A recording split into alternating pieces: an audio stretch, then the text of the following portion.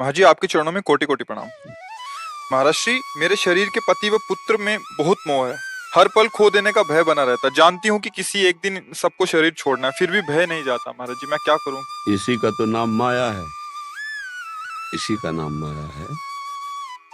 इसी माया से मुक्त होने के लिए मामे वे प्रपद्यन्ते माया में ताम तरन्ते, भगवान कहते मेरी शरण में हो जाओ। इसी को तो माया मोह कहते। ले कहते माया का मतलब मैं मोर तोर तय माया जही बस की ले जीव लिखाया। यही तो बात है। ये राग मिट जाए, आसक्ति मिट जाए तो महात्मा हो गए। शरीरों से महात्मा का थोड़ी मतलब होता है कि स्त्री शरीर पुरुष शरीर। या भगवान की भक्ति करें, भगवान का नाम जप करें तो आपको अपने पति में भगवान दिखाई देने लगेंगे, अपने पुत्र में भगवान दिखाई देने लगेंगे। अब मोह खत्म हो गया, खूब करो प्रेम। अब तुम्हें बांधेगा थोड़ी। देखो जैसे जहर है तो मार देता है, पर अगर वैद्य के अनुसार शोध कर दे दिया है तो वही जहर उतारने का काम करेगा।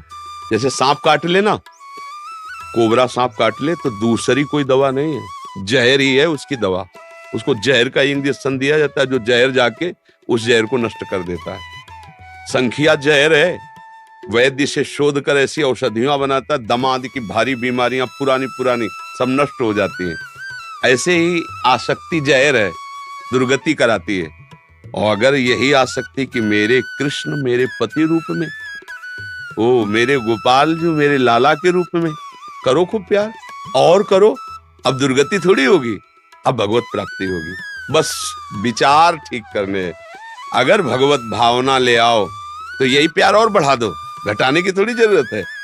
जब हम लकड़ी के मंदिर में ठाकुर जी की छवि विराजमान करके उसमें भगवत भाव कर सकते हैं, तो चलते हुए शरीरों में भगवत भाव करने में क्या धोखा है? तो वो तो भगवान है ही सबके हृदय में। अगर कर ले तो फिर निकल गया, पर शरीरों में करना बड़ा कठिन होता है। अनुकूल है तो भगवत भाव हो जाएगा, और जब वो गाली देगा प्रतिकूल व्यवहार करेगा तो भगवत भाव थोड़ी होगा, फिर नहीं भगवत भाव होगा। तो अनुकूलता कोई भगवत भाव नहीं होती। भगवत भाव समतुल होता है, समदर्शिता भगवत भाव में आता है। तो अगर अपने पति में भगवान की भावना कर ले, पुत्र में भगवान की भावना कर ले, या जिससे व्यवहार करे उससे भगवत भावना कर ले, तो वही भाव से भगवत प्राप्ति करा देगा। अब मोह में फंस के दुर्गति तो होती ही है। तो ये बातें मोह की हैं, उसी मोह को भगवान की भक्ति में ले आओ, वही भगवत प्राप्ति का हेतु हो जाएगा। अगर नहीं कर पाए तो यही मोह दुख का है। मोह जो है वो समस्त दुखों को देने वाला है। और मोह गए बिनु राम पद होई न दृढ़ अनुराग, मोह मूल बहु शूल प्रद। मोह कैसा है? संसार के बंधन का मूल है, और शूल प्रद हर समय कष्ट देने वाला है। मोह मूल बहु शूल प्रद, त्यागो तम अभिमान, भजहु राम रघुनायक कृपा सिंधु भगवान। भगवान का भजन करो, मोह का नाश करके उसी से भगवत प्रेम करो, त्यागने की जरूरत नहीं, उसी में भगवत भावना करो। ओ मैं नहीं जानती थी मेरे प्रभु तुम मेरे पति रूप में आए, आज मैं गुरुदेव की कृपा से पहचान गई, अब धोखा नहीं हो। अभी बात बन गई। अब पति कह रहे प्यास लगी पानी लाओ, तुम कह रहे पहले शंकर जी को नवा देंगी तब पानी देगी। बात नहीं बनेगी, क्योंकि साक्षात शंकर पीने के लिए मांग रहे हो, उनको मना कर रहे हो पैसे। पति में भगवत भावना, पुत्र में गोपाल जी की भावना, जिससे व्यवहार करो इष्ट भावना, मंगल हो गया। कहीं भागने की जरूरत नहीं। गुफाओं में जाने से भगवान नहीं मिलते, भगवान भावना से मिलते हैं।